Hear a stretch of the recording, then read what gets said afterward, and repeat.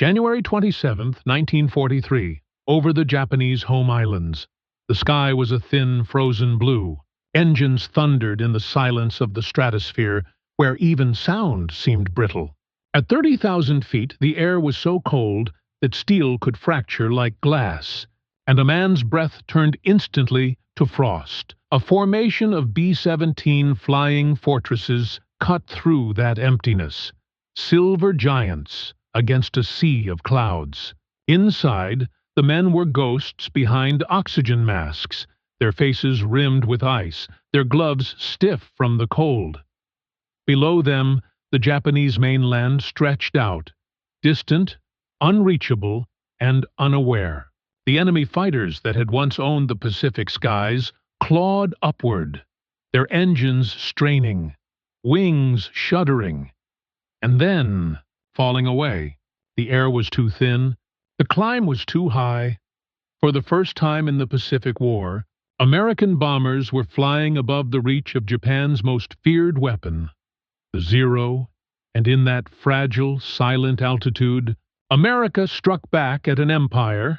The age of high-altitude warfare had begun. When the Second World War swept across the Pacific in 1941, America was still reeling from the shock of Pearl Harbor. The rising sun had carved a path of destruction from the Philippines to Burma, from the Dutch East Indies to the coral atolls of Micronesia. Japan's empire stretched farther than any in its history, and the American mainland felt impossibly distant from the war's edge. In the early months, the U.S. could do little but retreat. The Philippines fell, Singapore burned, the mighty fortress of Corregidor surrendered. The Pacific Fleet, crippled and humiliated, began the slow process of recovery. Yet, amid the chaos, a quiet determination took hold in Washington. Japan would be struck, and struck hard. But how? The Pacific was vast beyond comprehension. From Hawaii to Japan was over 4,000 miles of ocean. Aircraft carriers could reach, but barely. Short-range bombers stood no chance. What America needed was an aircraft that could carry destruction across the endless blue. High, far, and fast. That aircraft already existed.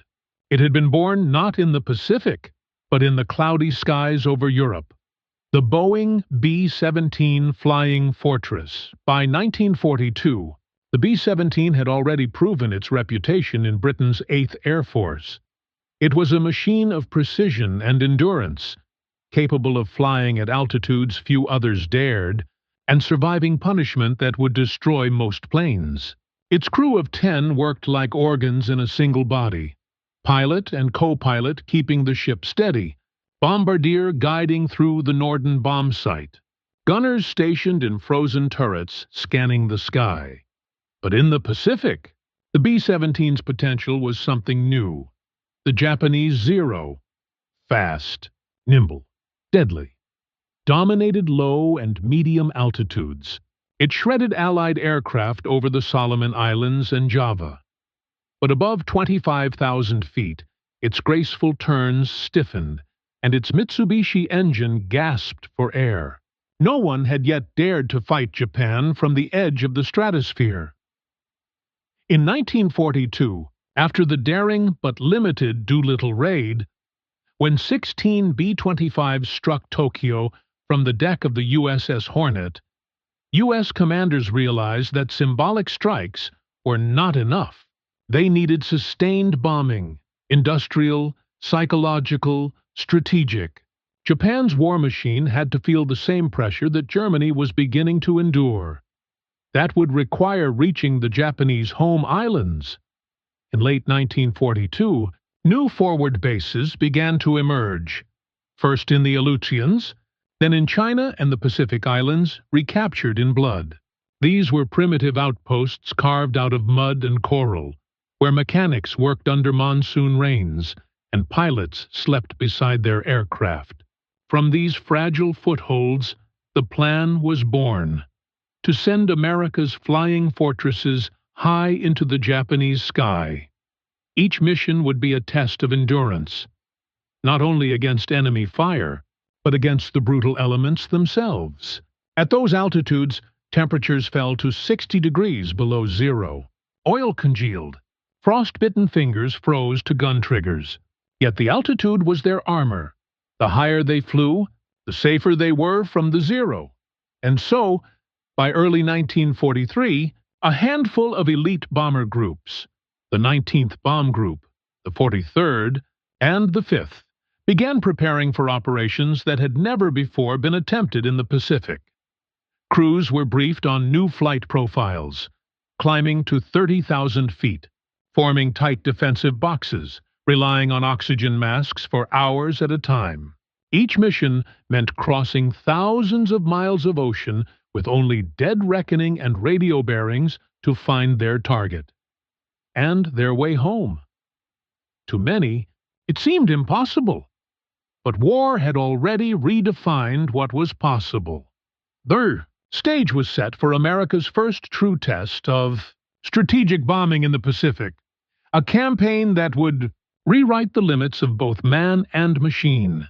And at the heart of it all stood the B-17, a fortress in the clouds, carrying not just bombs, but the weight of retribution. Flying higher than any fighter could reach was not merely a feat of courage. It was an act of engineering genius. At the heart of this revolution was a single idea: control the air above the air. The B-17 Flying Fortress was designed for the stratosphere long before it ever flew above Tokyo. Boeing's engineers, working in the mid-1930s, had envisioned a bomber that could deliver its payload with surgical precision from 30,000 feet, immune to interception.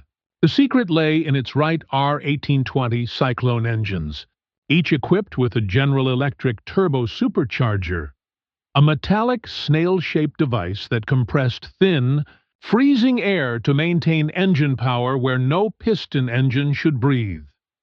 While most aircraft gasped for oxygen beyond 20,000 feet, the B-17's engines thrived. Its performance ceiling wasn't a number on paper. It was a doorway into a new realm of warfare. But for the men inside, that altitude was a kind of purgatory. Oxygen was life. Without it, consciousness faded in seconds. Crews were trained to recognize the creeping numbness of hypoxia. First laughter, then confusion, then silence. They carried portable oxygen bottles to plug into the aircraft's network of tubes, and at 30,000 feet, they breathed like divers in an invisible ocean. Frost formed instantly on eyebrows, guns, and glass. Electrical heaters kept some warmth in the turrets, but often failed mid-mission. Fingers blackened. Hydraulic fluid turned to sludge. In those conditions, even opening the bomb bay doors could throw the aircraft off balance as the thin air roared through. And yet, they flew, because high above Japan, altitude was the difference between life and death. For the Japanese defenders, altitude was a wall they could not easily climb. The Mitsubishi A6M0, Japan's most celebrated fighter, was an agile killer at low and medium heights. But its Nakajima Sakai 12 engine lacked a supercharger capable of maintaining performance in the upper atmosphere. Its lightweight frame, a marvel of maneuverability, came at the cost of durability and oxygen capacity. At 28,000 feet, a Zero was sluggish, starving for air. Its 7.7mm machine guns froze. Its engine coughed. Above that, it simply died. The Japanese Army and Navy Air Forces knew this weakness well. Their doctrines had been built on agility, not altitude. They relied on interception rather than long-range pursuit, and their pilots, though skilled, were trained for dogfights, not for climbing duels against bombers that could cruise beyond their reach. As B-17s began to appear on Japanese radar screens, confusion spread through command posts. How could American aircraft fly that high, that far, and still drop bombs with accuracy? The truth was, accuracy suffered. Even with the advanced Norden bomb sight, Wind drift at 30,000 feet could throw a bomb hundreds of yards off target. Yet the psychological impact was immense. Civilians and soldiers alike began to realize if bombers could reach the Japanese homeland, the war was no longer a distant storm. It was overhead. By mid-1943, high-altitude bombing became both a weapon and a message. Each mission symbolized a shift in air power, from daring raids to sustained aerial pressure. The United States was building toward a strategy of total air superiority. Destroy the factories, the shipyards, the oil reserves, and the enemy's will to fight. The B-17s paved the way for that philosophy, but they also revealed its limits. The long distances of the Pacific stretched the aircraft's endurance to the edge. Navigation errors could mean vanishing into the sea. Many crews never returned, lost to weather, flak, or exhaustion. For those who did, their reports shaped the next generation of bombers. From these lessons would come the B-29 Superfortress, an evolution of the same idea: fly higher, farther, faster, and bring the war home to Japan. But in 1943, that was still a dream. For now, it was the B-17s that carried the burden. Flying fortresses that tested the sky's limits and the endurance of those inside them. And as those silver bombers disappeared into the thin blue, a new chapter in the Pacific War was taking shape. One measured not in miles, but in altitude. Inside the B-17, war was fought in silence and breath.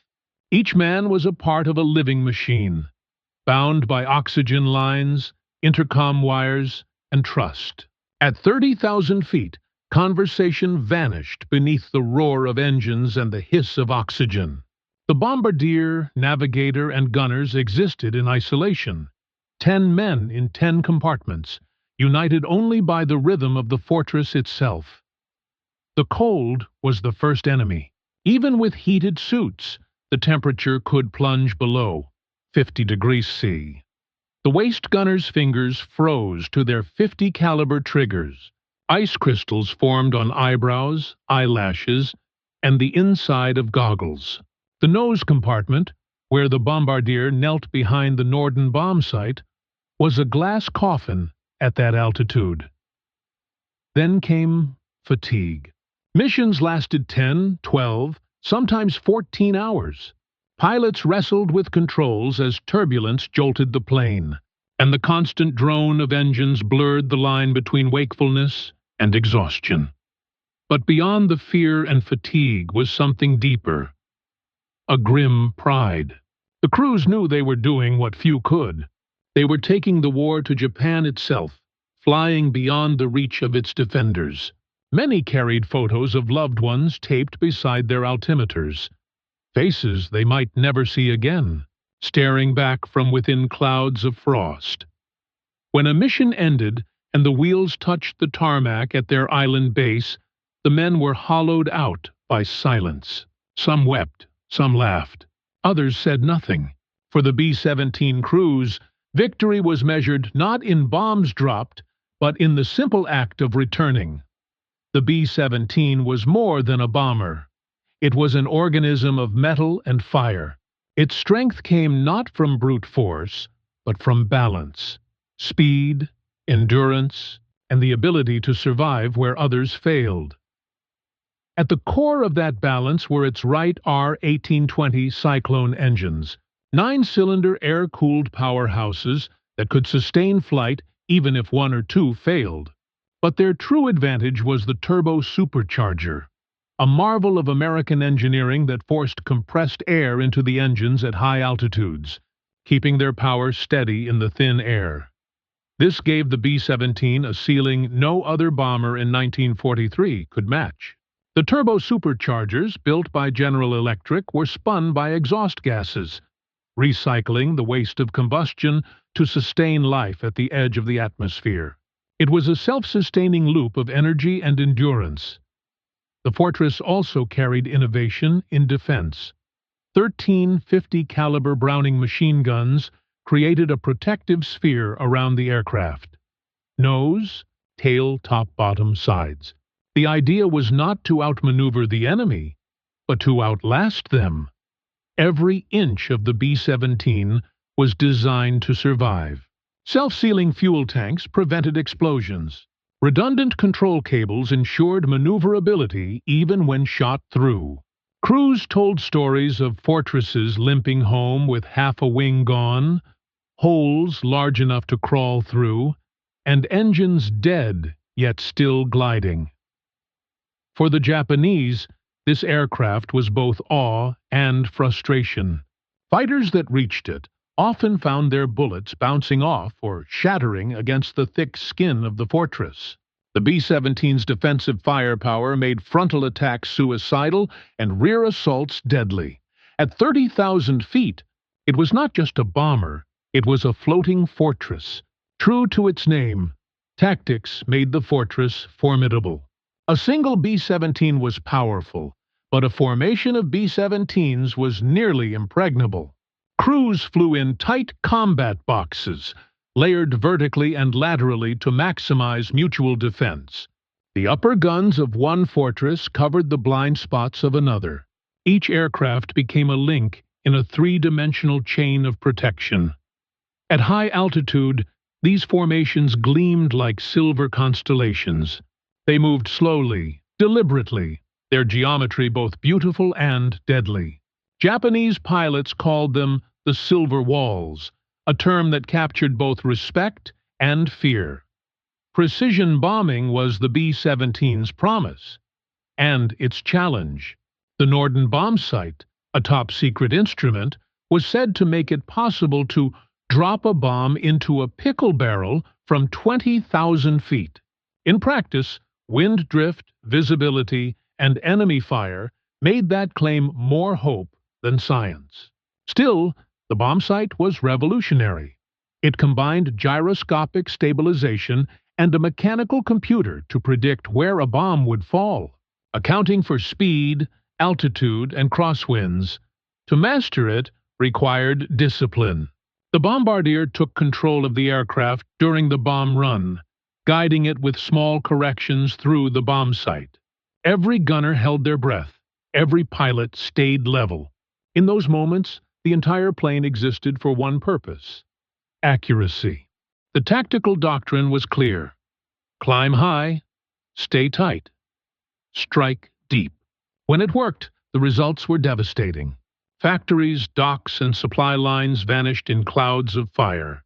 But when it failed, bombers drifted off course, fuel ran low, and entire squadrons vanished into the Pacific. Even in failure, the lessons were priceless. Each mission taught new truths about range, endurance, and the limits of both men and machines. And as American tactics evolved, the enemy began adapting too, watching, learning, and preparing for the next encounter above the clouds. For Japan's fighter pilots, the sky itself had turned against them. In 1942 and 1943, Japan's Air Force was still guided by the same philosophy that had triumphed over China and the Pacific Islands: speed, agility, and close combat. Their aircraft, especially the A6M-0, had been designed for dogfights, not for interception at the edge of the atmosphere. The first encounters with high-flying B-17s were bewildering. On radar screens, the bombers appeared as faint echoes, miles above the reach of standard intercept altitude. Scramble orders were issued, and pilots climbed steeply, straining their engines until the air turned thin and the controls stiffened.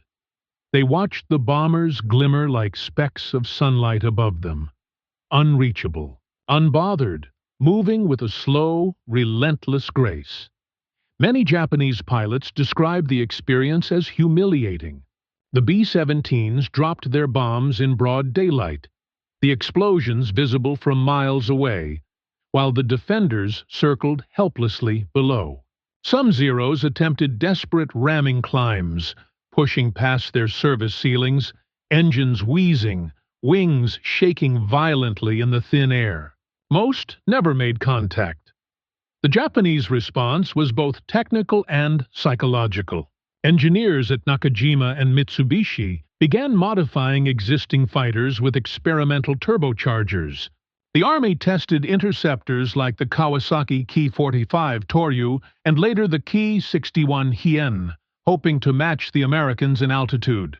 But these adaptations came too slowly, hampered by shortages of materials, time, and experience. Pilots, meanwhile, were ordered to change tactics, climb early, attack on the bomber's descent, strike their return path. Yet the advantage remained with the B-17s. Their speed, formation discipline, and altitude made interception a losing battle. To the Japanese command, it was a chilling realization. Air superiority was slipping away, not because of numbers or courage, but because of altitude and technology. The war in the sky had entered a new dimension, and Japan was falling behind. Behind every bomber mission stood men who never touched the controls, but who bore the full weight of their consequences. Leaders like General George C. Kenney, commander of the 5th Air Force, understood the significance of high-altitude bombing.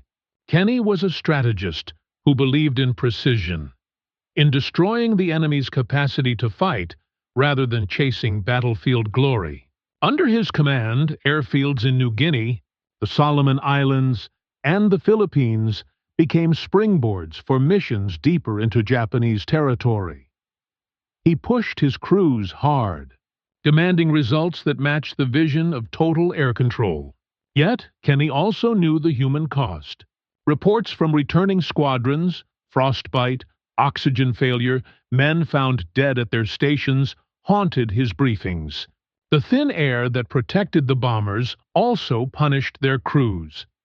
At the same time, Japanese leaders like General Shigeru Itaya and Admiral Isoroku Yamamoto grappled with a new strategic dilemma. Their pilots were brave, their tactics refined, but technology had turned the tide. Yamamoto, architect of Pearl Harbor, had warned years earlier that Japan's early victories could not be sustained in a long war of production and innovation. Now, as American bombers appeared over the home islands, his prophecy was becoming reality. Command decisions on both sides were no longer about courage. They were about altitude, range, and resources. The war had become a contest of science as much as strategy. For the men who flew those missions, altitude offered safety, but also separation. At 30,000 feet, war looked abstract. The ground was a blur of smoke and shadow. The people below were invisible. Bombs fell silently for 30 seconds before impact, and by then, the crews were already miles away. Many airmen later confessed that this distance made the war feel unreal. They saw explosions, not faces. They heard radio reports of targets destroyed, not the cries that followed. And yet, they carried guilt. When missions struck cities, Yokohama, Nagoya, or Yawata, the devastation could not be ignored. Some bombardiers refused to look down after release. Others stared through the bomb site, whispering names of home to quiet their minds. Psychologists later noted that this emotional distance was both necessary and tragic. It allowed men to do their duty, but it also detached them from the human cost of their actions. The Japanese, on the other hand, felt that same distance in reverse, powerless to defend, forced to watch the sky rain destruction they could not reach. Civilians began to view the heavens with dread, the once protective sky now a source of fire. High-altitude warfare changed not only tactics, but the psychology of combat. It transformed killing from personal to mechanical, from face-to-face to unseen. The B-17 crews lived in that contradiction. Heroes to their own side, ghosts to the other.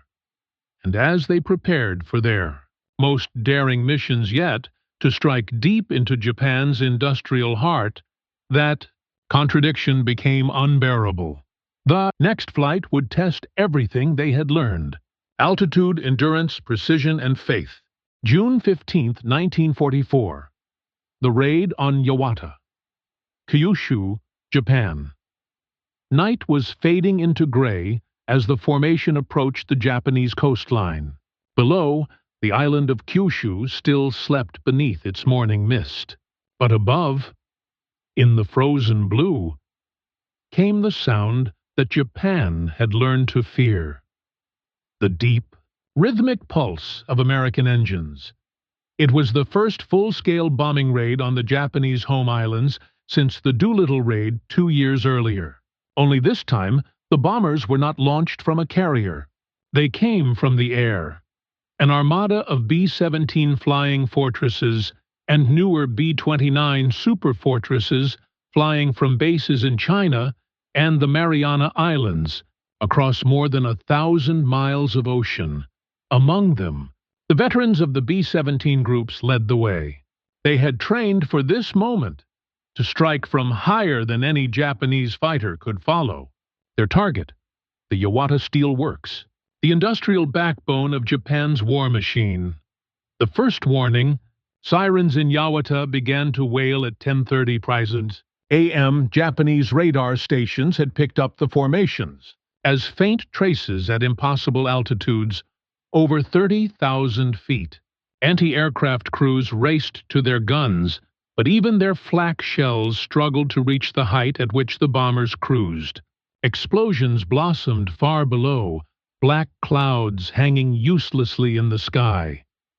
Inside one B-17, heavenly body, the crew moved with mechanical precision. The pilot held the fortress steady, vapor trails streaming from the wingtips. The bombardier adjusted the Norden bomb sight. Wind speed, drift angle, altitude, every number mattered. Outside, sunlight flashed off the ice, coating the fuselage. In the distance, the other bombers glinted like stars in daylight. "Target in sight," came the muffled voice through the intercom. At that same moment, Japanese fighters clawed upward. Zeros, Ki-43 Oscars and Ki-45s, all struggling for altitude. The air thinned. Engines overheated. Several stalled, dropping away in spirals of white vapor. The B-17 stayed steady, cruising serenely above the chaos. From below, the Japanese pilots could only watch. Frustrated, helpless, they fired bursts that arced upward, the tracers fading long before reaching their targets. For the first time, Japan's defenders realized the full extent of America's technological leap. At 10:45, bomb bay doors opened. Bombs tumbled out of the sky. A slow, graceful fall that lasted forever. 30 seconds later, the horizon erupted. The Yawata steelworks vanished beneath columns of smoke and flame. Gas tanks exploded. The blast waves rippled through the airfields and rail yards miles away. On the ground, workers and civilians ran for cover as the sky itself seemed to crack apart. For the Americans above, there was only the voice of the bombardier. Bombs away.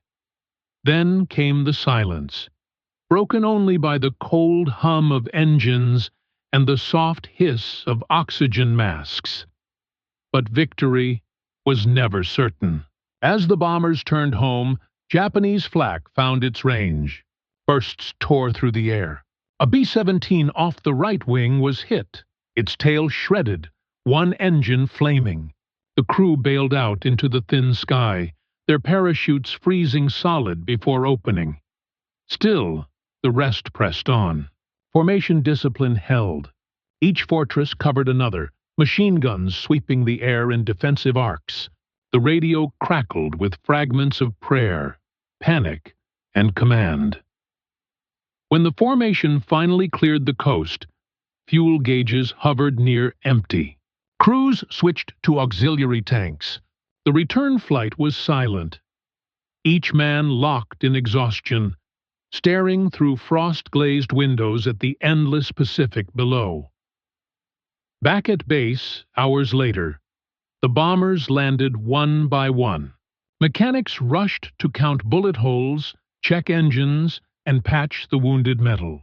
Of the dozens that had taken off, most returned, battered but alive. The Yawata raid was not the largest attack of the war, nor the most destructive, but it marked a turning point. The day Japan learned that even its homeland was no longer safe. The myth of invulnerability had been shattered by bombers flying higher than the nation's reach. It was a message delivered not in words, but in altitude. But Japan would not remain powerless for long. Within weeks, new interceptors were being rushed into development, and flak crews retrained for the stratosphere. The sky, once a sanctuary, was about to become a battlefield again. The success of the Yawata raid sent tremors through Japan's military command. For the first time since Pearl Harbor, the empire had been struck at its industrial heart. Factories across Honshu and Kyushu began blackout drills. Radar operators were retrained to detect high-altitude formations. And from the ashes of Yawata came a desperate order from Tokyo. Bring them down, whatever the cost. The Japanese response was swift, ingenious, and ruthless. Within months, the Imperial Army and Navy were testing new interceptors. Aircraft like the Kawasaki Ki-61 Hien and the Mitsubishi J-2M Raiden Thunderbolt, each fitted with experimental turbochargers and heavy cannons designed to tear through American bombers. But these prototypes were fragile, plagued by mechanical failures and shortages of high-octane fuel. Meanwhile, anti-aircraft units across Japan began modifying their fire patterns. Flak bursts were timed to detonate higher in the atmosphere. Crews experimented with new fuses, plotting the bomber's altitude by radar and sight. The black blossoms of flak began to creep closer to the silver formations that once seemed untouchable. For the American crews, the change was immediate. The sky that had once felt like a sanctuary now seethed with steel. March 1944. Formosa Strait .A formation of B-17s from the 5th. Bomb group crossed the water at dawn, en route to strike industrial sites on Formosa, modern Taiwan. As they climbed to 30,000 feet, the first flak bursts appeared, perfectly timed, exploding at altitude. The concussions rocked the bombers, peppering the fuselages with shrapnel. Inside Liberty Bell, a waist gunner named Staff Sergeant Alan McKay shouted over the intercom, "They've got the range! They've got the damn range!" Moments later, a direct hit struck the lead aircraft. The right wing sheared off. The Fortress rolled, trailing smoke, and spiraled downward through the clouds. The rest of the formation tightened their spacing. Discipline born of terror. Then came the fighters. Dozens of J-2M Raidens rose from below. Faster than the old Zeros. Built for one purpose: interception. Their 20mm cannons blazed, and for the first time, the bombers' gunners faced an enemy capable of meeting them nearly head-on. The air filled with contrails, tracer lines, and falling metal. Pilots fought to hold altitude, while engineers worked frantically to keep the oxygen flowing. The higher they flew, the less their engines responded. Power gauges dipping with every minute. Despite the chaos, the mission pressed on. At 10:23 a.m., the bombardiers called bombs away. The explosions below were lost in the haze of altitude, but the shock waves rippled upward. The formation turned for home, wounded, thinned, but intact. Of the 24 bombers that took off that morning, only 18 made it back. 6 disappeared into the clouds, never seen again. The lessons from that mission were brutal, but clear. Altitude could no longer guarantee safety. Japan had adapted. Not enough to stop the bombers entirely, but enough to make every mission a gamble. Commanders debated whether the B-17 had reached its limit in the Pacific. The aircraft's range was stretched, its defensive armament taxed. Crews were weary, morale frayed by the losses. Yet their courage held. Each mission was a wager between survival and strategy. By late 1944, the United States began transitioning to the B-29 Superfortress, a Leviathan capable of flying even higher, farther, and faster than the B-17.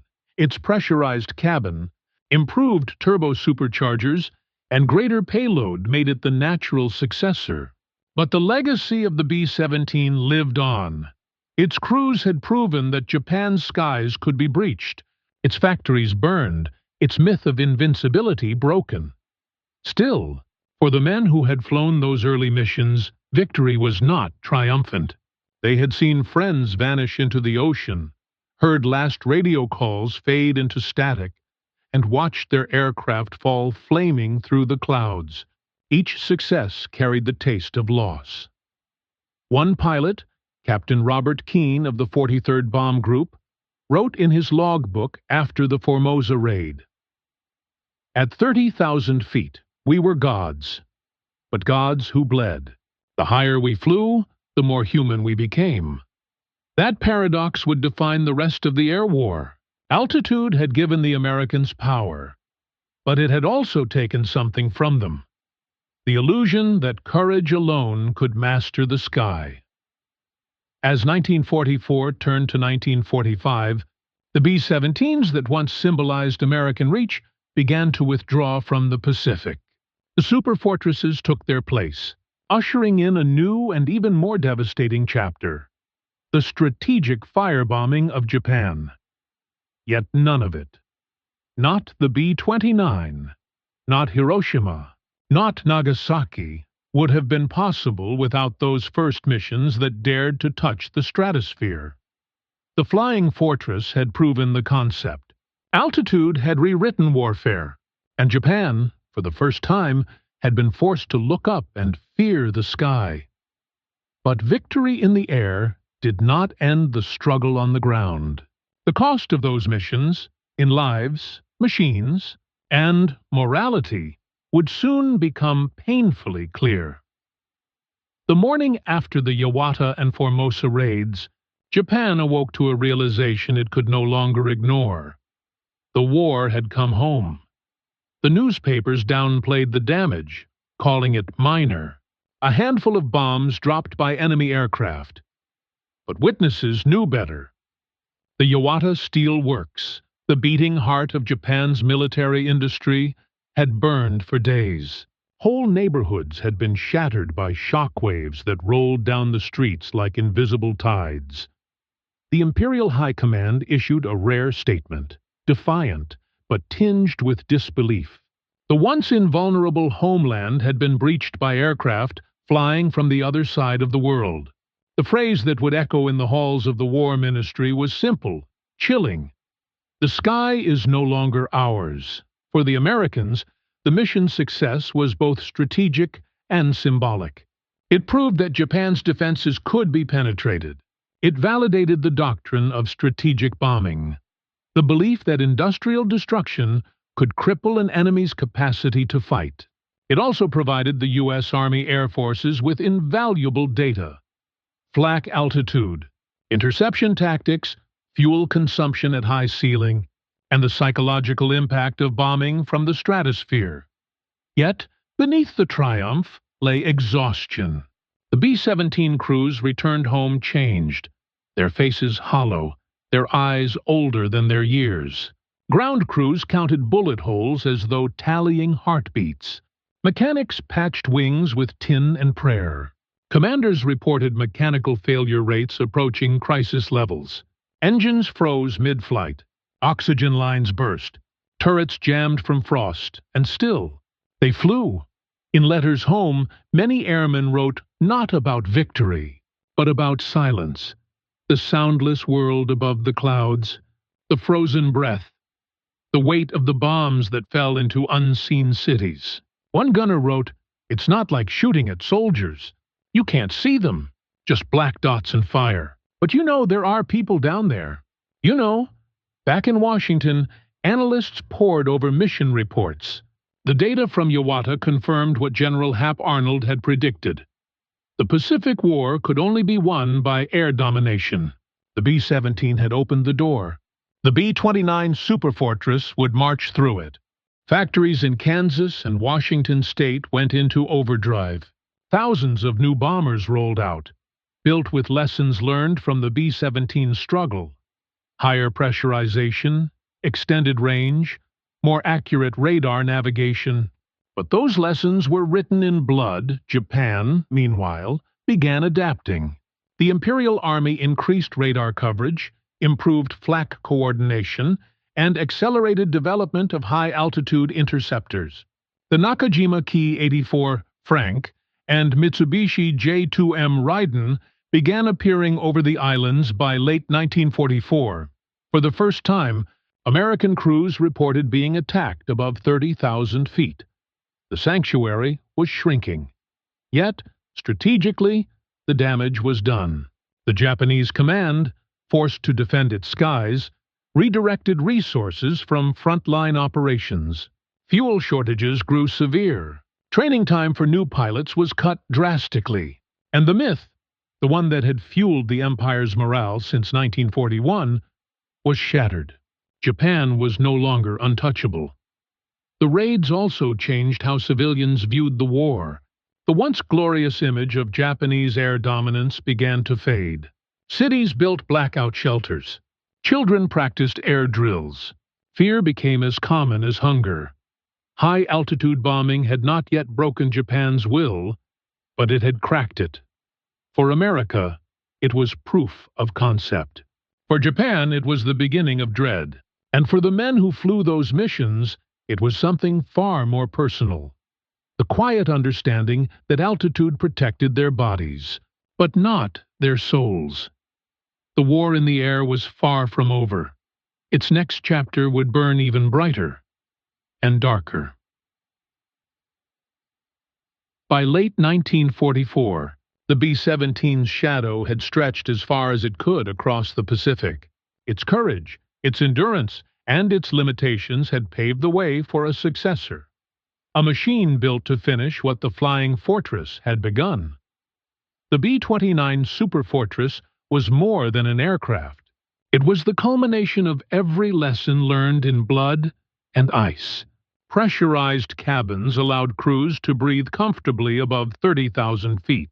New Wright R-3350 duplex Cyclone engines delivered power unimaginable to the men who had once wrestled the throttles of the B-17. And with a range of over 3,000 miles, the B-29 could strike Japan from the Mariana Islands, no longer needing to rely on fragile Chinese bases or suicidal one-way flights. In November 1944, the first waves of B-29s took off from Saipan and Tinian, bound for Tokyo. Many of their pilots were veterans of the old B-17 squadrons. They carried with them the scars and memories of those early high-altitude raids. The same discipline, the same cold precision, but now backed by overwhelming firepower. Their targets were no longer symbolic factories. They were entire cities: Tokyo, Nagoya, Osaka. Names that once filled Japanese maps with pride became infernos. By early 1945, high-altitude bombing had given way to low-altitude fire raids, trading precision for devastation. The logic was brutal. Altitude had granted safety, but it had also blunted accuracy. Major General Curtis LeMay reversed the doctrine. The bombers would fly lower, faster, and drop incendiaries instead of high explosives. It worked, catastrophically. Entire districts vanished overnight. Wooden homes turned to ash. And yet, high-altitude bombing remained the foundation upon which this strategy was built. The concept that dominance of the sky could end a war. The men who had flown the B-17s watched from afar, their war now history in motion. Many were reassigned as instructors or mechanics. Some refused to fly again. They read the news from Tokyo with quiet disbelief. The same sky they had once worshipped for its safety, now used as a conduit for fire. For Japan, the transformation was total. By 1945, its air defense network was in ruins. Fuel supplies were exhausted, pilots inexperienced, radar unreliable. The new interceptors, the Ki-84s and Raidens, could reach the bomber's altitude, but there were too few left to matter. The empire that once dreamed of dominating the Pacific skies was grounded by the very physics it had ignored. Altitude, range, endurance, and yet, amid the ruins, a strange respect persisted. Captured Japanese pilots often spoke of the B-17 with admiration. They called it the fortress in the clouds, an aircraft that embodied the enemy's resolve and ingenuity. For many, it symbolized the shift from the romantic age of dogfighting to the cold, mechanical age of strategic warfare.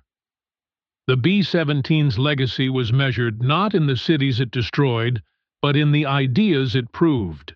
That altitude could be armor, that machines could decide the fate of nations. That war had moved beyond bravery alone, into the realm of engineering, mathematics, and endurance. By the war's end in August 1945, the B-17 had largely retired from combat in the Pacific, but its influence lingered.